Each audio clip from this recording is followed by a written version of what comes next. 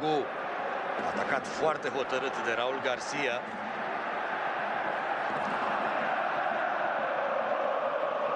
Penedo se uită către avamposturi. Mingea se duce spre Nemeț. Nemeț a sărit împreună cu Vesca și... Rivaldinho!